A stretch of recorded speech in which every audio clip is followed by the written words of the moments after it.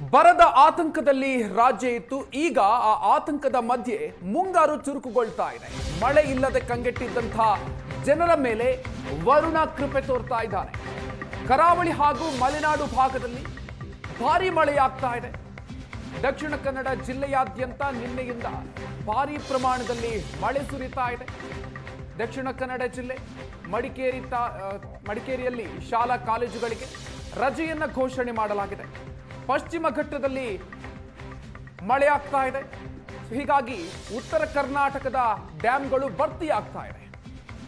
ಕೇರಳದ ವಯನಾಡಿನಲ್ಲಿ 3 ದಿನದಿಂದ ನಿರಂತರವಾಗಿ ಮಳೆ ಆಗ್ತಾ ಇದೆ. 10,000 ಕ್ಯೂಸೆಕ್ ಅನ್ನ ತಲುಪಿದೆ ಈಗ ಮೈಸೂರಿನ ಕಬಿನಿ ಡ್ಯಾಂ ಒಳಹರಿವು. ಕಬಿನಿ ಡ್ಯಾಂ ಮಟ್ಟ 2278.38 ಅಡಿಗೆ ಏರಿಕೆಯಾಗಿದೆ.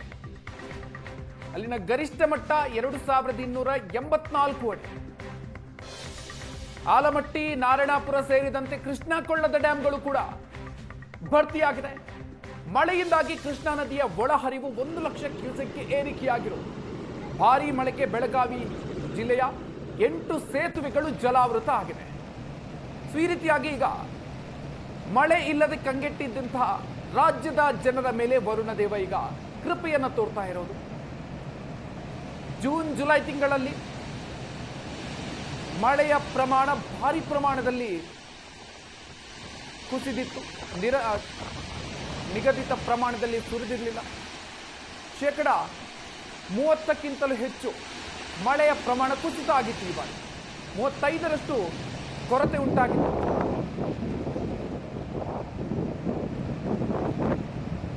ಜುಲೈನಲ್ಲಿ ಕೆಲವು ಪ್ರದೇಶಗಳಲ್ಲಿ ಉತ್ತಮ ಮಳೆಯಾದಂಥ ಕಾರಣ ಮಳೆ ಕೊರತೆ ದೇಶದಲ್ಲಿ ಒಟ್ಟು 13ಕ್ಕೆ ಇಳಿಕೆಯಾಗಿತ್ತು. ಮುಂಗಾರಿನ 2 ತಿಂಗಳಾದಂತಹ ಆಗಸ್ಟ್ ಮತ್ತು ಸೆಪ್ಟೆಂಬರ್ನಲ್ಲಿ ಮಳೆ ಕೊರತೆ ಸಾಮಾನ್ಯವಾಗಿ ಇರುತ್ತೆ.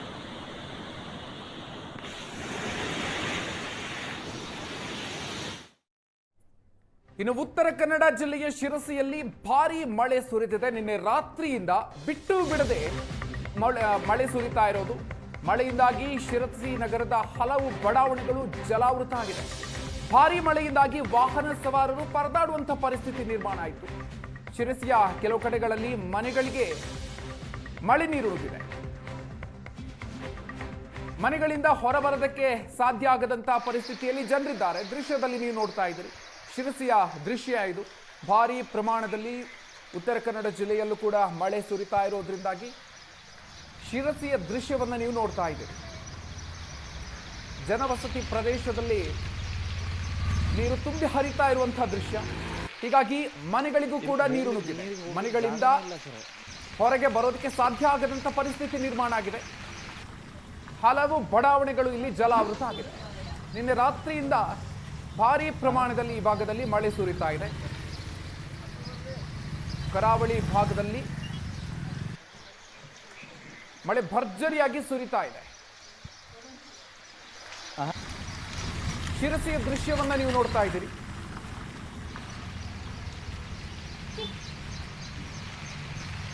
ಶಿರಸಿಯಲ್ಲಿ ಹಲವು ಕಡೆಗಳಲ್ಲಿ ಮನೆಗಳಿಗೆ ನೀರು ನುಗ್ಗಿರೋದ್ರಿಂದಾಗಿ ಹೊರಗಡೆ ಜನರು ಬಾರದಂತಹ ಪರಿಸ್ಥಿತಿ. ರಸ್ತೆಯಲ್ಲಿ ಯಾವ ಪ್ರಮಾಣದಲ್ಲಿ ನೀರು ಹರಿತಾ ಇದೆ ಅನ್ನೋದನ್ನ ನೋಡ್ತಾ ಇದ್ದೀವಿ.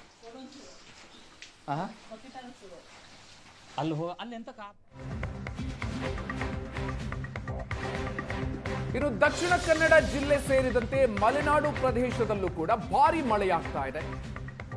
ಕುಕ್ಕೆ ಸುಬ್ರಹ್ಮಣ್ಯದ ಕುಮಾರಧಾರ ನದಿಯಲ್ಲಿ ಹರಿವು ಹೆಚ್ಚಳ ಆಗಿದೆ. ನಿರಂತರ ಮಳೆಯಿಂದಾಗಿ ತುಂಬಿ ಹರಿತಾ ಇದೆ ಕುಮಾರಧಾರ ನದಿ. ಸ್ನಾನಘಟ್ಟ ಮುಳುಗಡೆಯಾಗಿದೆ.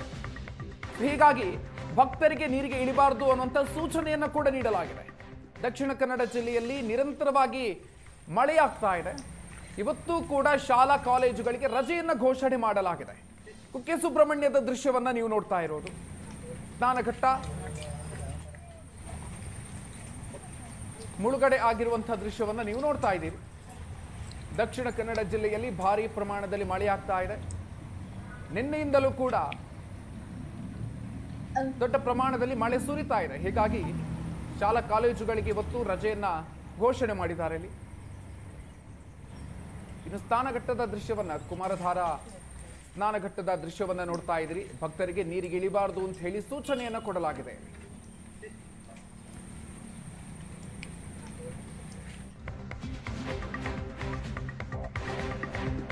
ಇನ್ನು ಮಲೆನಾಡು ಭಾಗದಲ್ಲಿ ಮಳೆಯ ಅಬ್ಬರ ಜೋರಾಗಿದೆ. ಪುಷ್ಯ ಮಳೆಗೆ ಶೃಂಗೇರಿ ತಾಲೂಕು ತತ್ತರಿಸಿ ಹೋಗಿದೆ. ಅಪಾಯದ ಮಟ್ಟ ಮೀರಿ ಹರಿತಾ ಇದೆ ತುಂಗಾ ನದಿ. ಬೆಳಗ್ಗೆಯಿಂದಲೂ ಕೂಡ ಕೆರೆಕಟ್ಟೆ ಭಾಗದಲ್ಲಿ ಧಾರಾಕಾರ ಮಳೆ ಆಗ್ತಾ ಇದೆ. ತುಂಗಾ ನದಿ ನೀರಿನ ಮಟ್ಟದಲ್ಲಿ ಭಾರಿ ಏರಿಕೆಯಾಗಿರೋದು. ಕ್ಷಣ ಕ್ಷಣಕ್ಕೂ ಕೂಡ ನೀರಿನ ಮಟ್ಟ ಏರಿಕೆಯಾಗ್ತಾ ಇದ್ದು ಪ್ರವಾಹದ ಭೀತಿ ಹೆಚ್ಚಾಗ್ತಾ ಇದೆ. ಚಿಕ್ಕಮಗಳೂರಿನಲ್ಲೂ ಕೂಡ ಮಳೆ ಧಾರಾಕಾರವಾಗಿ ಆಗ್ತಾ ಇದೆ. ಪುಷ್ಯ ಮಳೆಗೆ ಶೃಂಗೇರಿ ಪ್ರದೇಶ ತತ್ತರಿಸಿ ಹೋಗಿದೆ. ಅಪಾಯದ ಮಟ್ಟವನ್ನ ಮೀರಿ ಅಪಾಯದ ಮಟ್ಟದಲ್ಲಿ ಹರಿತಾ ಇದೆ ತುಂಗಾ ನದಿ. ನೀರಿನ ಮಟ್ಟ ಏರಿಕೆಯಾಗಿರೋದ್ರಿಂದಾಗಿ ಪ್ರವಾಹದ ಆತಂಕ ಕಂಡು ಬರ್ತಾ ಇದೆ.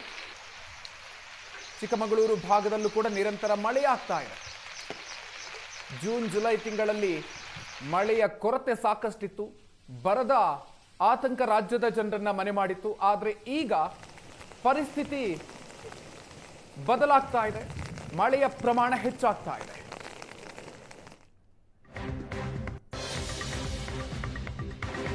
ಇನ್ನು ಕೊಡಗು ಜಿಲ್ಲೆಯಲ್ಲೂ ಕೂಡ ಅಷ್ಟೇ ಹಲವು ಕಡೆಗಳಲ್ಲಿ ಧಾರಾಕಾರ ಮಳೆಯಾಗಿದೆ.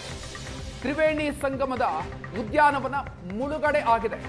ಬ್ರಹ್ಮಗಿರಿ ತಪ್ಪಲು ಪ್ರದೇಶ, ತಲಕಾವೇರಿ ವ್ಯಾಪ್ತಿಯಲ್ಲಿ ಭರ್ಜರಿಯಾಗಿ ಮಳೆಯಾಗ್ತಾ ಇದೆ. ಗದ್ದೆಗಳಿಗೆ ನೀರು ಹೋಗಿದೆ ನೋಡಿ, ಗದ್ದೆಗಳಲ್ಲಿ ನೀರಿದೆ.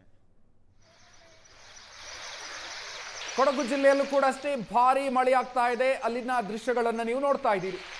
ಬ್ರಹ್ಮಗಿರಿ ತಪ್ಪಲು ಪ್ರದೇಶ, ತಲಕಾವೇರಿ ವ್ಯಾಪ್ತಿಯಲ್ಲಿ ಭರ್ಜರಿ ಮಳೆಯಾಗಿರುವ ಕಾರಣದಿಂದಾಗಿ ಯಾವ ರೀತಿಯಾಗಿ ಸನ್ನಿವೇಶ ನಿರ್ಮಾಣ ಆಗಿದೆ ಅನ್ನೋದನ್ನ ನೀವು ಗಮನಿಸ್ತಾ ಇದ್ದೀರಿ. ತ್ರಿವೇಣಿ ಸಂಗಮದ ಉದ್ಯಾನವನ ಮುಳುಗಡೆ ಆಗಿರೋದನ್ನ ನೋಡ್ತಾ ಇದ್ದೀರಿ.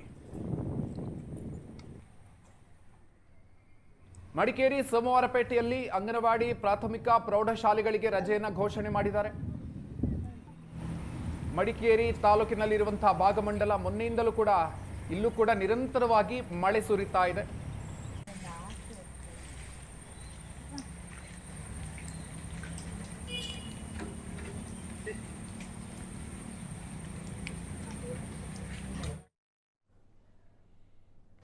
ಇನ್ನು ಕಾವೇರಿಗಾಗಿ ಕರ್ನಾಟಕದಲ್ಲಿ ಶುರುವಾಯಿತು ಆಕ್ರೋಶದ ಕಿಚ್ಚು. ಕನ್ನಡಿಗರ ಆಕ್ರೋಶದ ಮಧ್ಯೆ ರಾಜ್ಯದಲ್ಲಿ ಆಶಾದಾಯಕ ಬೆಳವಣಿಗೆ ನಡೀತಾ ಇದೆ. ಕಾವೇರಿ ಜಲಾಶಯಗಳಲ್ಲಿ ಒಳಹರಿವಿನ ಪ್ರಮಾಣ ಹೆಚ್ಚಾಗ್ತಾ ಇದೆ. ಕಾವೇರಿ ಜಲಾಶಯಗಳಲ್ಲಿ 46,000 ಕ್ಯೂಸೆಕ್ ಅನ್ನ ದಾಟಿದೆ ಈಗ ಒಳಹರಿವು. 10,000 ಕ್ಯೂಸೆಕ್ ಇದ್ದಂತಹ ಒಳಹರಿವು 2-3 ದಿನಗಳಲ್ಲೇ ಭಾರಿ ಹೆಚ್ಚಳ ಆಗಿದೆ. ಕೆಆರ್ಎಸ್, ಹೇಮಾವತಿ, ಕಬಿನಿ ಹಾಗೂ ಹಾರಂಗಿ ಡ್ಯಾಂನಲ್ಲಿ ಒಳಹರಿವು ಭಾರಿ ಪ್ರಮಾಣದಲ್ಲಿ ಹೆಚ್ಚಾಗ್ತಾ ಇದೆ. ಉತ್ತಮವಾಗಿ ಮಳೆಯಾಗ್ತಾ ಇದೆ. ಭರ್ಜರಿ ಮಳೆ ಸುರಿತಾ ಇರೋದ್ರಿಂದಾಗಿ ಒಳಹರಿವು ಜಾಸ್ತಿ ಆಗ್ತಾ ಇದೆ. 24 ಗಂಟೆಯಲ್ಲಿ ಕಾವೇರಿ ಜಲಾಶಯಗಳಿಗೆ 3 TMC ನೀರು ಬಂದಿದೆ. ಇನ್ನು ಕೆಲ ದಿನಗಳಲ್ಲಿ ಒಳಹರಿವಿನ ಪ್ರಮಾಣ ಮತ್ತಷ್ಟು ಜಾಸ್ತಿ ಆಗುವಂತ ಸಾಧ್ಯತೆ ಇದೆ. ಸೊ ಇದೇ ರೀತಿ ಮಳೆ ಮುಂದುವರೆದ್ರೆ ಜಲ ಸಂಕಷ್ಟ ದೂರವಾಗುವಂತ ನಿರೀಕ್ಷೆ ಇದೆ.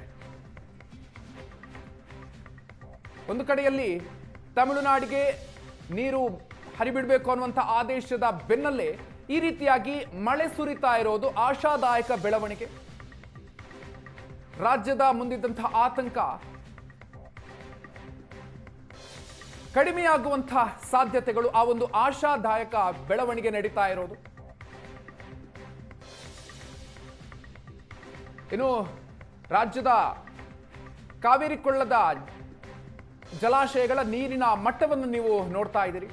ನೀರಿನ ಸಂಗ್ರಹ ಕೆಆರ್ಎಸ್ನಲ್ಲಿ 10 TMC ಸಂಗ್ರಹ ಇದೆ. ಇನ್ನು ಹೇಮಾವತಿಯಲ್ಲಿ 21.6 TMC ಸಂಗ್ರಹ ಆಗಿದೆ. ಹಾರಂಗಿಯಲ್ಲಿ 7.3 TMC, ಕಬಿನಿಯಲ್ಲಿ 7.2 TMC ಸಂಗ್ರಹ ಆಗಿದ್ದು ಒಟ್ಟು 46.6 TMC ಸಂಗ್ರಹ ಆಗಿದೆ. ಕಾವೇರಿ ಕೊಳ್ಳದ ಜಲಾಶಯಗಳ ಒಟ್ಟು ಸಂಗ್ರಹವನ್ನು ನೀವು ನೋಡ್ತಾ ಇದ್ದೀರಿ. ಆಗಸ್ಟ್ ಆರಂಭ ಆಗ್ತಾ ಇದ್ದಂತೆ ಮಳೆ ಕೂಡ ಈಗ ಹೆಚ್ಚಿನ ಪ್ರಮಾಣದಲ್ಲಿ ಆಗ್ತಾ ಇರೋದ್ರಿಂದಾಗಿ ಕಾವೇರಿ ಕೊಳ್ಳದಲ್ಲಿ ಮಳೆ ಹೆಚ್ಚಳ ಆಗಿದ್ದು ರೈತರಿಗೆ ಗುಡ್ ನ್ಯೂಸ್. ರಾಜ್ಯದ ಮಲೆನಾಡು ಕರಾವಳಿ ಭಾಗದಲ್ಲಿ ಭಾರಿ ಪ್ರಮಾಣದಲ್ಲಿ ಮಳೆ ಆಗ್ತಾ ಇದೆ. ಇನ್ನು ಮಂಡ್ಯದ ಕೆಆರ್ಎಸ್ ಜಲಾಶಯದ ಒಳಹರಿವಿನಲ್ಲಿ ಏರಿಕೆ ಕಾಣ್ತಾ ಇದೆ. 13,522 ಕ್ಯೂಸೆಕ್ಗೆ ಒಳಹರಿವು ಹೆಚ್ಚಳಾಗಿದ್ದು 1,565 ಕ್ಯೂಸೆಕ್ ಹೊರಹರಿವು ಇದೆ.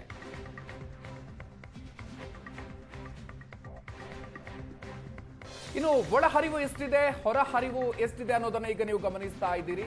ಕಬಿನಿಯಲ್ಲಿ 11,747 ಕ್ಯೂಸೆಕ್ ಒಳಹರಿವಿದ್ರೆ 500 ಕ್ಯೂಸೆಕ್ ಹೊರಹರಿವು ಇದೆ. ಕೆಆರ್ಎಸ್ ನಲ್ಲಿ 13,522 ಒಳಹರಿವು ಇದೆ.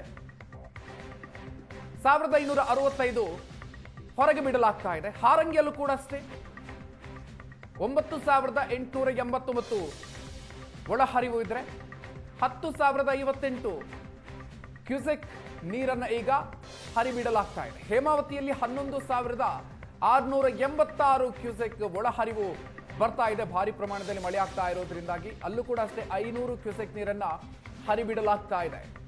ಸೊ ಈ ರೀತಿಯಾಗಿ ಭರ್ಜರಿಯಾಗಿ ಮಳೆಯಾಗ್ತಾ ಇರುವಂತಹ ಪರಿಣಾಮ ಇದು ರಾಜ್ಯದ ರೈತರ ಮುಖದಲ್ಲಿ ಈಗ, ಅದರಲ್ಲೂ ಕೂಡ ಕಾವೇರಿ ಕೊಳ್ಳ ಭಾಗದ ರೈತರ ಮುಖದಲ್ಲಿ ಸಂತಸ ಮೂಡುವಂತಹ ಸಂದರ್ಭ. ಆತಂಕ ಇತ್ತು.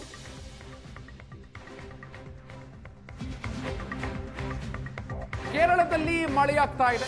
ಕಬಿನಿ ಡ್ಯಾಂ ಭರ್ತಿಗೆ ಕೇವಲ 4 ಅಡಿ ಬಾಕಿ ಇರೋದು. ಕಬಿನಿ ಜಲಾಶಯಕ್ಕೆ ಒಳಹರಿವಿನ ಪ್ರಮಾಣ 11,747 ಇದೆ. ಅಷ್ಟಕ್ಕೆ ಈಗ ಹೆಚ್ಚಳ ಆಗಿರೋದು. ಇವತ್ತು ರಾತ್ರಿಯ ಸಂದರ್ಭದಲ್ಲಿ ಕಬಿನಿ ಜಲಾಶಯ ಭರ್ತಿಯಾಗುವಂತ ನಿರೀಕ್ಷೆ ಇದೆ. ಕಬಿನಿ ಡ್ಯಾಂ ಇವತ್ತು ರಾತ್ರಿಯ ವೇಳೆಗೆ ಭರ್ತಿಯಾಗಬಹುದು. ಇದು ರಾಜ್ಯದ ರೈತರಿಗೆ ಗುಡ್ ನ್ಯೂಸ್. ಕಬಿನಿ ಜಲಾಶಯಕ್ಕೆ ಉತ್ತಮ ಮಳೆಯಾಗ್ತಾ ಇರೋದ್ರಿಂದಾಗಿ, ಅದರಲ್ಲೂ ಕೂಡ ಕೇರಳ ಭಾಗದಲ್ಲಿ ಉತ್ತಮ ಮಳೆಯಾಗ್ತಾ ಇರೋದ್ರಿಂದಾಗಿ ಒಳಹರಿವು ದೊಡ್ಡ ಪ್ರಮಾಣದಲ್ಲಿ ಜಾಸ್ತಿ ಆಗ್ತಾ ಇದೆ.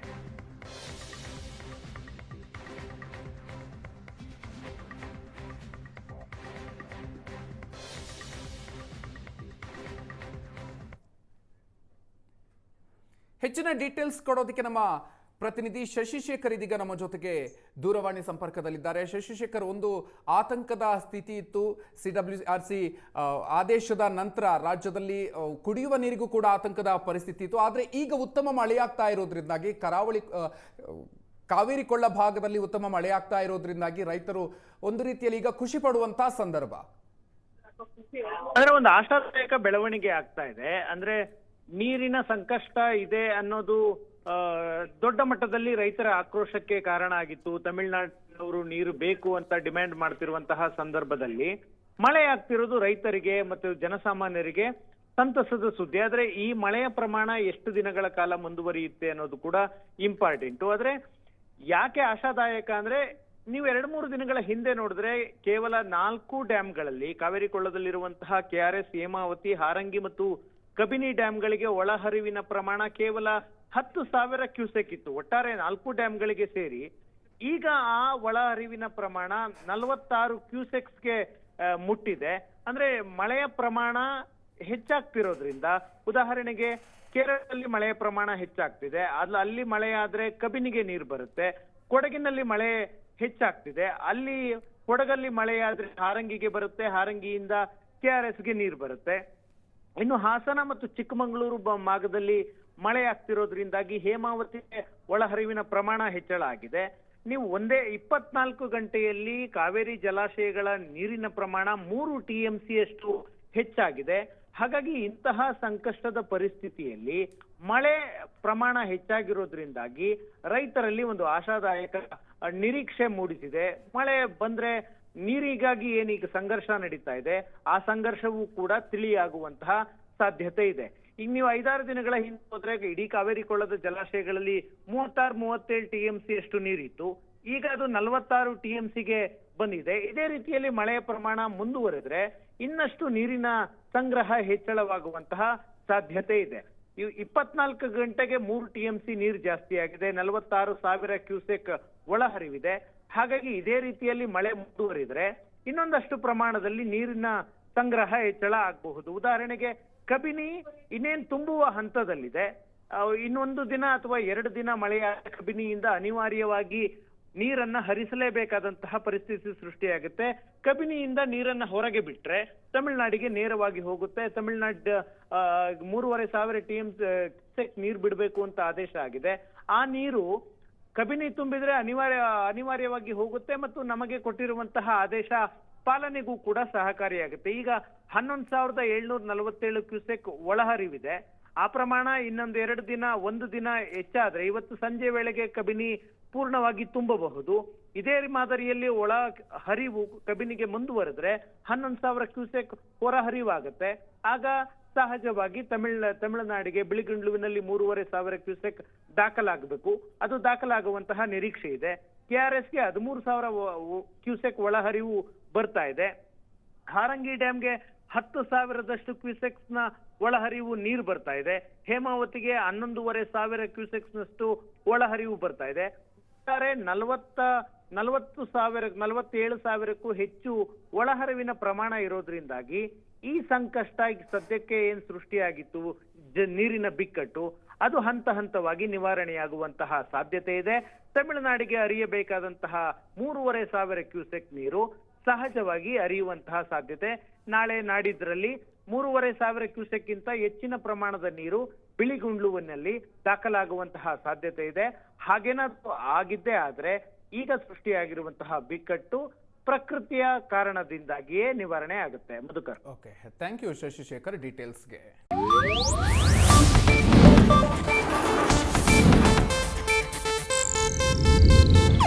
ಇದು ಏಷ್ಯಾನೆಟ್ ನ್ಯೂಸ್ ನೆಟ್ವರ್ಕ್ ಪ್ರಸ್ತುತಿ.